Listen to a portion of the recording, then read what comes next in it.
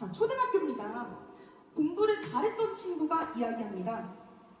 엄마, 저는 수학을 잘하긴 하지만 철학을 공부하고 싶어요. 어머님께서 말씀을 하시죠. 너 문과 가서 뭐 먹고 살래? 이처럼 보통 부모님들의 관심사는 우리 아이가 사회에 나가서 사람 구실을 할 수 있을까에 초점이 맞춰져 있습니다. 하지만 놓친 것은 딱 하나예요. 바로 입시입니다. 오히려 아이가 어렸을 적에 수학을 잘했다는 이유 하나만으로 오히려 진학 가능성이 높고 적성이 맞았던 교대는 뒷전에 두었다는 것입니다. 예전에 학력고사 세대와는 많이 달라졌습니다. 그래서 진로와 적성이 곧 입시로 연결되고 있습니다. 그리고 그러한 교육에 대한 방향성과 진로와 적성에 대한 발견은 초등학교 때부터 시작이 됩니다. 한국교육과정평가원에 따르면 초등학교 3학년 때 수포자가 가장 많이 등장합니다. 실제로 보면 1학년, 2학년 때는 단순 연상 정도로 학생들이 공부를 하고 있는데 3학년 때는 사고력 중심의 문제풀이가 시작이 됩니다. 그런데 이 시기에 부모님들께서 아직 초등학생 저학년이기 때문에 공부에 스트레스를 주고 싶지 않다는 이유로 학습에서 가장 중요한 시기인 3학년을 놓쳐버립니다. 그러면 초등학교에서 어떤 것이 중요할까요? 첫째, 기본적인 얘기죠. 생활습관과 기초질서 잘 잡기입니다. 수업 시간에 돌아다니지 않기, 그리고 수업 시간과 쉬는 시간 구별하기 같은 질서들이 있죠. 실제로 초등학교 때는 수업 시간이 총 40분입니다. 그리고 중학교 때로 올라가시게 되면 45분으로 학업의 양도 늘고 수업 시간도 굉장히 늘어납니다. 그렇기 때문에 초등학교에서는 수업 시간에 엉덩이를 붙이고 앉아있는 연습을 분명하게 시키셔야 합니다. 그리고 그 외에는 규칙적으로 일정한 학습량 정하기, 스스로 공부하는 습관 만들기 정도가 있겠죠. 그리고 둘째, 기본 공부에 충실하게 하는 것입니다. 2009년생 이후 출생자 친구들부터는 모두 고교학점제가 도입이 됩니다. 이 고교학점제는 일정한 성취 수준을 설정해놓고 이 성취 수준에 도달해야만 졸업이 가능한 교육과정입니다. 그리고 우리나라는 이처럼 나선형 교육과정으로 되어 있습니다. 한마디로 초등학교, 중학교, 고등학교의 교육과정이 모두 다 연결이 되어 있다는 것입니다. 그리고 중학교, 고등학교 때 이론이 어려워지더라도, 내용이 어려워지더라도 결국에는 그 기본은 초등학교 때 배우는 이론에서부터 시작이 됩니다. 특히 이러한 나선형 교육과정 같은 경우에는 수학에서 분명히 나타납니다. 초등학교 1학년 때는 한 자릿수 덧셈을 배웠다면 2학년 때는 두 자릿수 덧셈을 배우게 되죠. 앞의 단계를 이해하지 못하면 두 번째 단계를 이해할 수가 없습니다. 그렇기 때문에 이런 나선형 교육과정에 맞춰서 국영수 기본은 확실하게 잡아주시는 것을 추천드립니다. 그러면 국어와 영어, 수학 이 세 과목을 구체적으로 어떻게 잡아야 되는지 말씀을 드리겠습니다. 우선은 국어입니다. 지금 수능 국어는 문법과 문학, 비문학 영역으로 나눠져 있습니다. 여기서 문학과 문법은요, 어느 정도 공부를 하시고 암기로 커버가 되는 영역입니다. 하지만 비문학 영역은 배경 지식만으로는 문제풀이가 어렵습니다. 그리고 실제로 최상위권 친구들이 비문학에서 많이 갈리고는 합니다. 그렇기 때문에 그리고 실제로 비문학을 잘하는 친구들을 보면 어렸을 적에 책을 읽은 친구들이 정말 많습니다. 그래서 독서가 바탕이 된 상태에서 비문학 중학생용 문제집을 풀어보시는 것을 추천드립니다. 시중에 인터넷 검색하시면 비문학 중학생용 문제집 정말 좋은 교재들이 많기 때문에 그런 교재들을 아이의 수준에 맞춰서 풀어보시는 것을 추천드립니다. 다음에는 영어입니다. 영어는 그동안은 말하기, 듣기, 읽기, 쓰기 이렇게 4가지 영역이었는데요. 이 영역이 이해와 표현 이렇게 2가지 영역으로 나누어졌습니다. 이해는 예전에는 단순히 영어를 텍스트로 이해했다고 하면 이제는 다양한 매체에 접하는 영어를 이해하셔야 됩니다. 그리고 다음은 표현입니다. 예전에는 표현을 단순히 내가 글짓기 정도로 했다고 하면 이제는 정말 의사소통의 역량을 보게 되었습니다. 이처럼 영어에서는 결국에는 문법과 단어를 암기하기보다는 실생활에서의 의사소통 역량이 굉장히 중요해졌다고 볼 수 있습니다. 그렇기 때문에 초등학생이라면 가정 내에서 영어 학습을 할 수 있도록 노출을 많이 시켜주신다거나 아니면 지금은 성적을 위한 학습보다는 놀이 중심의 영어 학습도 괜찮습니다. 그리고 다음은 수학입니다. 수학은 초등학교, 중학교의 단원들이 달랐습니다. 그런데 이번에 교육과정이 도입이 되면서 개편이 되면서 초등학교 수학과 중학교 수학이 일원화됐습니다. 총 4가지 영역으로 통일되었습니다. 수와 연산, 변화와 관계, 그리고 도형과 측정, 자료와 가능성입니다. 그렇기 때문에 이제는 초등학교, 중학교, 고등학교 이렇게 학년별로 한마디로 학교별로 수학의 개념을 연결해서 공부하는 것이 굉장히 중요해졌습니다. 그리고 이런 부분에서 지금 오늘 이렇게 연계했던 학원 지금 수학과 R&D 수학의 이제 수업 구성 자료를 읽으면서 굉장히 잘 되어 있다는 생각이 들었습니다. 그 이유 중에 하나가 바로 서술형, 논술형 평가에 대한 대비가 확실하다는 것이었습니다. 실제로 서술형 평가에 대한 부분을 수능에서 도입하자는 논의가 최근까지 이어졌고 시기상조라는 결론이 내려졌습니다. 그 대신에 학생들 내신 평가에서 서술형과 논술형 평가를 확대하고 교사의 전문적인 평가 역량을 지원하겠다고 밝혔습니다. 하지만 이것은 교사의 부담을 넘어서 공정성 시비 혼란에 휩싸일 수 있습니다. 그렇기 때문에 내 생각을 단순히 풀어넣는 것보다는 특히 수학 같은 경우에는 개념을 확실하게 이해를 하고 그 개념을 토대로 논리적으로 풀어내는 것이 무엇보다 중요해졌습니다. 그리고 이 부분은 학원에서 그 수업 자료로 그러니까 수업 커리큘럼으로 잘 해주시더라고요.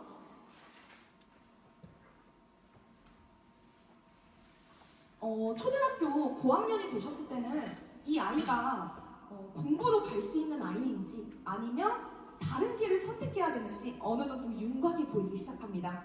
실제로 만약에 이 아이가 이과 성향이라고 하면 학교 영재반이나 아니면 외부 영재원에서 두각을 나타낼 가능성이 보이겠죠. 이럴 경우에는 실제로 명문학군으로 이사를 가셔서 특목고에 진학하는 사례들도 많습니다.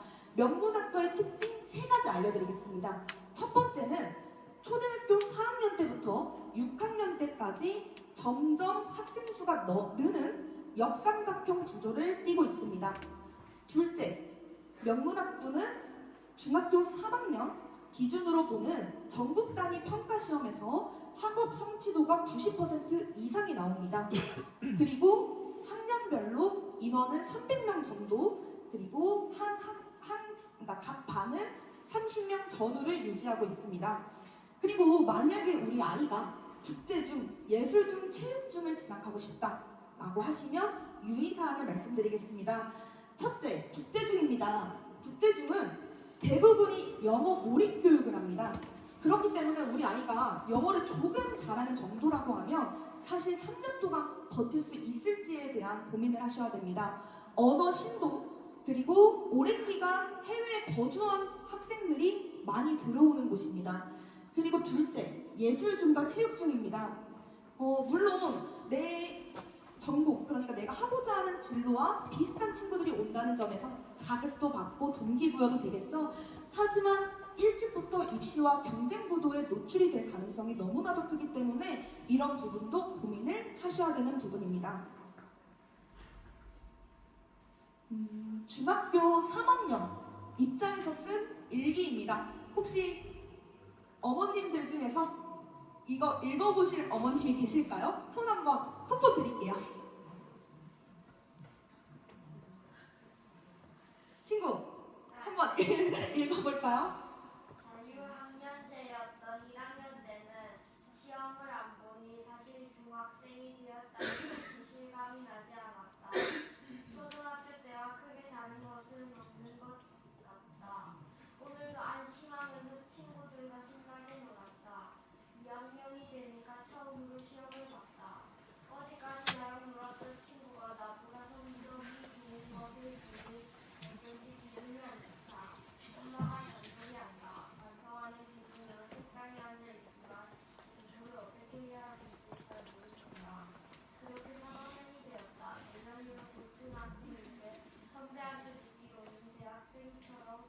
네가 과목을 선택해야 하는데 엄마한테 물어보기에는 이런 생각할 시간에 수학 문제를 하나 더 풀라고 한다. 공부는 왜 할까? 하루하루가 너무 막막하다. 오, 박수! 너무 잘 읽었어요. 나가실 때 쿠폰 받아가시면 돼요. 역시 아이가 읽어주니 생생하네요. 실제로 이것은 중학교 3학년 입장에서 쓴 일기입니다. 그리고 친구들이 중학교 2학년 1학기 지필평가를 보고 소위 멘붕에 빠지는 친구들이 많습니다. 그럼에도 중학교 때는 성취평가제이기 때문에 아무래도 친구들이 문제 난이도가 높은 편은 아닙니다. 여기서 성취평가제란 절대평가를 의미합니다. 그러면 중학교 3학년은 어떻게 흘러갈까요? 3월입니다. 보통 대부분의 학교들이 학부모 상담 주간으로 지정을 합니다. 실제로 요즘 학교들은 학부모 상담 주간을 따로 지정하지 않는 학교들도 있습니다. 그렇기 때문에 만약에 우리 아이가 특목고를 진학하고 싶다라고 하시면 3월 달에 미리 담임선생님께 상담을 요청하시는 것을 추천드립니다. 그 다음에는 4월에서 5월입니다. 1학기 중간고사가 시작됩니다. 그리고 과학고등학교 공고가 나오고 영재고등학교의 원서 접수가 이루어집니다. 그리고 6월에서 7월입니다. 2학기 기말고사, 그리고 이때부터 과학고등학교 자소서랑 면접이 시작됩니다. 왜냐하면 과학고는 8월 말에서 9월 초에 원서 접수 기간이기 때문입니다. 그리고 8월에서 9월은 여름방학입니다. 11월 달에는 특성화고 원서 접수가 시작됩니다. 그리고 기말고사가 이루어집니다. 12월은 일반고, 외고, 국제고, 자율형 고등학교 원서 접수가 시작됩니다. 특목고나 아니면 자율형 고등학교에 합격 여부를 알 수 없는 상태에서는 일반고등학교 이중 지원도 가능합니다. 그리고 1월 달에는 일반고등학교 합격자 발표 및 배정이 이루어집니다. 성적이 너무나도 낮지 않는 이상은 평준화 지역에서는 대부분의 친구들이 일반고를 진학할 수 있습니다. 그러면 우리 아이의 고등학교를 어떻게 선택해야 될지에 대한 유의사항입니다. 우선은 일반고등학교입니다. 일반고는 교과 성적 80% 그리고 비교과 성적 20%로 반영이 됩니다. 여기서 비교과는 출결, 봉사, 그리고 창의적 체험활동과 같은 요소들이 포함됩니다. 학교 생활을 그냥 충실하게, 성실하게 다닌다고 하시면 봉사 시간은 어느 정도 채워집니다. 그리고 일반고등학교에는 3학년 2학기 기말고사까지 반영이 되고, 그리고 특성화고 같은 경우에는 3학년 2학기 중간고사까지 반영이 된다고 생각하시면 됩니다. 그리고 특목고등학교입니다. 특목고는 아무래도 특정 분야의 인재를 양성하기 위한 곳으로 지원, 자격이나 평가가 엄격한 편입니다. 그렇기 때문에 특목고에 진학을 원하는 친구들은 일찍부터, 저희는 중학교 1학년 때부터 시킵니다. 중학교 1학년 때부터 그 특목고 관련된 활동들을 해서 생활기록부에 기재할 수 있도록 합니다. 실제로 생활기록부에 작성될 수 있도록 특목고 관련된 활동을 하시면 이것이 곧 자소서와 면접에 굉장히 유리하게 활용이 됩니다.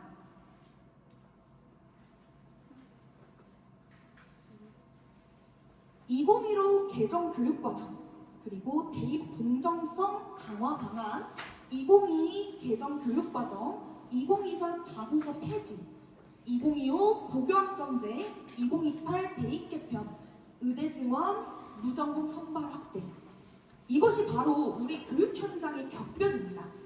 그러면 이제 2009년생부터 고교 학점제가 나타난다고 해서 모든 것이 짠 하고 바뀔까요?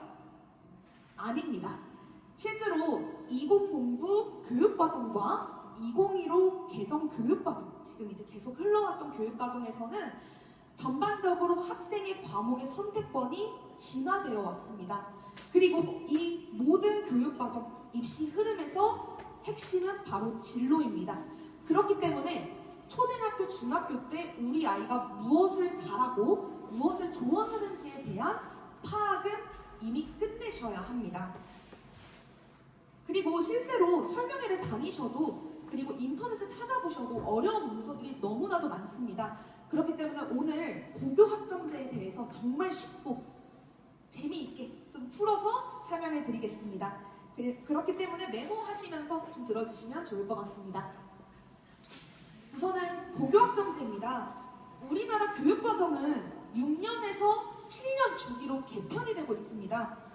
그리고 2009년생 이후에 출생이 됐다, 우리 아이가. 그러면 보통은, 대부분은, 아니죠, 모두 적용이 됩니다. 2022 교육과정 안에 있는 내용이 고교 학점제이고 2028 대입 개편과도 연계가 되어 있습니다. 고교 학점제는 고등학생들이 대학생처럼 직접 과목을 선택하고 시간표를 구성하고 그리고 일정 학점을 취득해야만 졸업이 가능한 제도입니다. 그렇기 때문에 고등학교 전에 우리 아이가 어떤 과목을 잘하는지 그리고 어느 것에 관심이 있는지를 알지 못한다고 하면 사실 이제부터는 고등학교 들어가시면 소위 멘붕에 빠지기 쉽습니다. 좀 더 명확하게 설명을 드리면 총 3년 동안 192학점을 이수하셔야 되고 수업 횟수의 3분의 2 이상은 출석하셔야 되고 학업 성취율은 40% 이상이 되셔야 학점이 인정이 됩니다. 우리 아이는 학점이 인정이 안 됐어요 라고 하실 수 있습니다. 그렇기 때문에 학교마다 구제 방안이 있습니다. 실제로 방과 후 시간이나 주말 시간을 활용을 해서 학교 측에서는 미이수 보충 프로그램을 제공을 해서 미이수된 학점을 이수학점으로 바꾸는 구제 방안도 있습니다. 그리고 고교학점제는 학생들의 동기부여와도 연결이 됩니다. 예전에는 학교에서 정해준 시간표대로 수동적으로 생활을 했다고 하면 이제는 아이들이 과목을 선택할 수 있게 됩니다. 그렇기 때문에 내가 듣고 싶은 과목을 들을 수 있겠죠. 그래서 자신이 과목을 선택해서 만족도가 크게 높아질 가능성이 있고 단 자신의 선택에 따른 책임이 대입에 그대로 반영이 됩니다. 그리고 그 전에 또 추가적으로 말씀을 그 뒷부분에서 말씀드릴게요. 우선은 다음으로 2015 교육과정의 편제입니다. 실제로 고교 학점제의 근간은 2015 교육과정의 편제를 보면 알 수 있습니다. 여기에 전문교과 1은요 특목고에서 배우는 과목들입니다. 과학고, 외고, 국제고 이런 학교들에서 배우는 과목들이 전문교과 1이라고 보시면 됩니다. 그리고 전문교과 2는 특성화고에서 배우는 과목들, 그리고 산업수용, 맞춤형 고등학교에서 배우는 과목들입니다. 근데 이 과목들이 이제는 일반 고등학교에서 개설이 가능해졌습니다. 그리고 보통교과에서 선택 과목이 있죠. 이 선택 과목이 예전에는 일반 선택, 진로 선택으로 나누어져 있다고 하면 이것이 일반 선택, 진로 선택, 융합 선택으로 세분화되었습니다. 그렇기 때문에 과목 수가 많이 늘어났습니다. 보면 일반 선택, 진로 선택, 그리고 융합 선택이 있는데 융합 선택 같은 경우에는 독서 토론과 글쓰기, 수학과 문화, 실생활, 영어회화, 여행지리 이런 과목들이 포함됩니다. 그러면 여기에서 합리적인 의문이 드실 수 있습니다. 선생님 이거 일반고에서 다 개설이 가능해요? 현실적으로 불가능합니다. 그리고 학생들이 느끼는 생소함도 매우 큽니다. 그렇기 때문에 기피하는 현상도 보입니다. 그렇기 때문에 우리 교육부는 공동 교육과정을 운영을 합니다. 그래서 여러 학교가 공동으로 수강생을 모아서 방과 후 시간이나 아니면 그 주말 시간을 활용해서 학생들이 선택 과목을 들을 수 있도록 합니다. 그리고 고교학점제에서 또 보셔야 되는 부분은 학점제로의 전환입니다. 단위제와 학점제의 차이를 설명드리겠습니다. 이것은 지금 고등학교 1학년 학생들의 생활기록부입니다. 여기 보시면 과목 옆에 단위수가 나옵니다. 이 단위수 1단위는 50분 기준으로 17회 수업이 되었을 때 수업을 들어야만 인정을 해주는 단위입니다. 그런데 이 단위가 학점의 개념으로 바뀌었습니다. 1학점은 50분 기준으로 16회 수업으로 인정을 해주고 있습니다. 그렇기 때문에 전반적으로 수업 시간이 303시간이나 330시간이나 줄어들었습니다. 그리고 이렇게 줄어든 여분의 수업량을 활용을 해서 다양한 프로그램을 학교 측에서 자율적으로 운영을 할 수 있게 되었습니다. 이러한 변화에 따라서 블록형 수업이 생겨날 가능성이 많습니다. 그동안은 강의식 수업으로 선생님이 앞에서 이야기하고 학생들이 듣는 수업이었다면 이제는 프로젝트형 수업을 할 가능성이 매우 많아졌습니다. 그리고 실험이나 연구 수업이라면 기존의 50분으로는 부족하여 연강이 생길 수도 있습니다. 따라서 자기주도 학습에 익숙하지 않은 친구들은 뒤처질 가능성이 큽니다. 프로젝트 수업은 아이들이 어느 정도 이론을 공부를 해둔 상태에서 들어가셔야만 참여할 가능성도 높아지고 아이들이 이해를 충분히 할 수가 있습니다. 그리고 둘째는 조별 과제가 늘어날 것입니다. 그렇기 때문에 팀 활동에 익숙하지 않은 친구들도 뒤처질 수 있습니다. 마지막으로 반의 개념이 약해질 것입니다. 결국에는 프로젝트형 수업과 학급의 결속력 약화가 만나게 돼서 내향적 기질이 강한 아이는 학교 적응의 문제가 심화될 수 있습니다. 그래서 내 아이가 이런 아이라면 지금부터 미리 대비하시는 것을 추천드립니다. 그리고 오늘 이 사이트에 한번 들어가 보시면 좋을 것 같습니다. 고교 학점제에 대한 선택 과목을 볼 수 있습니다. 학교 알림이 사이트에 들어가시면 학교별 공시 정목 항목이라고 있습니다. 여기 고등학교, 경상남도, 거제시 검색을 하시면 오른쪽에 일반 고등학교들이 쭉 나옵니다. 여기 물론 특목고나 자사고 이런 학교들도 볼 수가 있죠. 여기 학교들의 교육 과정을 볼 수 있습니다. 그렇기 때문에 우리 아이의 전공과 진로를 명확하게 하시고 그 과목 관련된 과목들이 충분히 개설이 되어 있는지 확인하시는 것을 추천드립니다. 그리고 선택 과목에 대해서는 이야기할 것들이 너무나도 많지만 시간상 2개만 짚어드리고 넘어가겠습니다. 첫 번째는 일반 선택 과목의 위계입니다. 보시면 수학 1과 수학 2를 들어야만 우리는 미적분을 공부할 수 있습니다. 이처럼 과목의 순서에 따라서 선택을 하셔야 됩니다. 그리고 학습의 부담이나 아니면 성적의 유불리를 고려해서 유리한 과목을 선택을 하기보다는 자신의 진로와 적성에 맞는 과목을 선택하시는 것을 추천드립니다.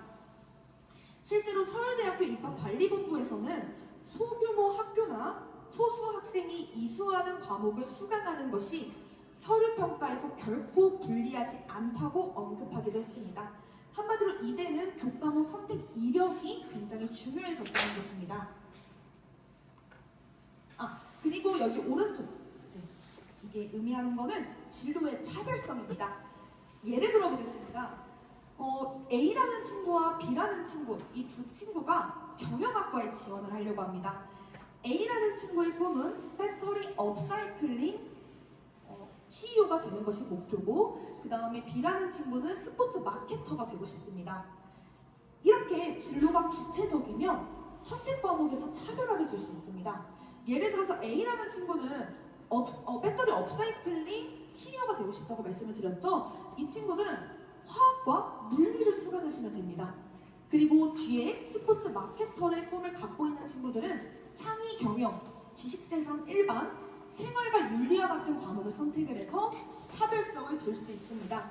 그렇기 때문에 진로를 최대한 구체화시켜서 고등학교에 들어가시고 이에 맞춰서 선택 과목을 하시는 게 아무래도 아이의 차별성을 키울 수 있겠죠. 그러면 도대체 대입이 어떻게 개편이 되는지에 대해서 설명을 드리겠습니다. 초등학교, 중학교 때는 소위 영재라고 하던 우리 아이가 영재라고 하던 선배 엄마들이 가장 조용해지는 시기입니다. 그 이유가 뭘까요? 그 이유는 영재가 진짜 영재가 아니었던 것입니다. 실제로 고등학교 때까지 수많은 부모님들이 우리 아이가 영재라는 착각 속에서 살고 계십니다. 하지만 고등학교 때까지 객관적으로 아이들을 바라볼 수 있는 지표 자체가 너무나도 부족합니다. 실제로 중학교 시험은 정과목 절대평가이기도 하고 한 학교는 70% 이상이 90점 이상을 받아 A등급을 받기도 합니다. 이런 경우에는 상대적으로 우리 아이가 좀 더 영재다라고 생각을 하실 수밖에 없겠죠. 그래서 친구들이 고등학교 1학년 첫 시험을 보면 크게 당황합니다. 왜 그러냐? 상대평가이기 때문에 아이의 적나라하게 드러난 성적을 볼 수가 있습니다. 그때 이 시기는 학습량이 극단적으로 늘어난 시기이기도 하고 아이들의 머리가 이미 굵어진 시기이기 때문에 부모님들이 학업에서 손을 떼기가 가장 쉽습니다. 그러면 우리 아이가 고등학교가 되었을 때 어떻게 바뀔까요? 첫째, 내신 구조의 변화입니다. 현재는 내신 9등급제, 그리고 이제는 내신 5등급제와 성취평가제, 한마디로 절대평가를 혼용해서 사용합니다. 그동안은 1등급의 비율이 4%, 2등급은 7%, 3등급은 12%였습니다. 이 비율이 1등급은 10%, 2등급은 24%, 3등급은 32%로 바뀌었습니다. 이렇게 1등급의 수가 많아졌습니다. 그러면 대학교에서 내신의 변별력을 줄 수가 없습니다. 그래서 이제는 내신 외에도 학교생활기록부, 학생부죠, 생활기록부, 그리고 면접, 논술을 통해서 아이들의 변별력을 가를 가능성이 굉장히 높아졌습니다.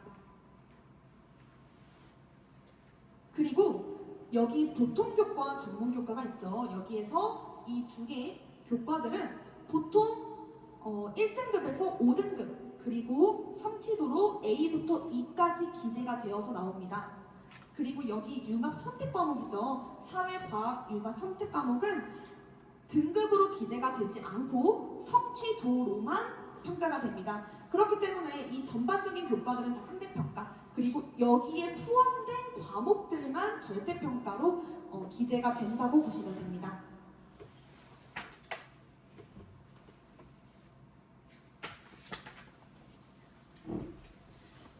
그리고 또 현행과 달라지는 점은 표준 편차를 제공하지 않는다는 것입니다. 실제로 표준 편차를 보면 이 학교의 수준을 알 수 있었습니다. 과학거나 그리고 공부를 잘하는 외고 같은 경우에는 표준 편차가 10 아래 한 자리 수일 가능성이 굉장히 높습니다. 이처럼 표준 편차를 보고 이 학교의 수준을 알 수 있었습니다. 하지만 이것이 개정된 교육 과정에서부터는 표준 편차를 대학에 제공하지 않습니다. 그렇기 때문에 오히려 원점수 그리고 평균이 굉장히 중요해질 것입니다. 그리고 마지막으로 현행보다 과목의 선택지가 늘어났습니다. 그리고 상대평가하는 과목들도 훨씬 더 많아졌습니다. 그동안은 1학년, 2학년 때 상대평가로 나오는 과목들을 몰아서 듣고 3학년 때는 절대평가인 과목들을 몰아서 들으면서 수능 공부를 병행을 하시거나 아니면 면접 준비를 하시는 친구들이 많았습니다. 하지만 이것도 이제 불가능합니다. 3학년 때까지 내신 등급 경쟁을 할 가능성이 매우 높아졌습니다.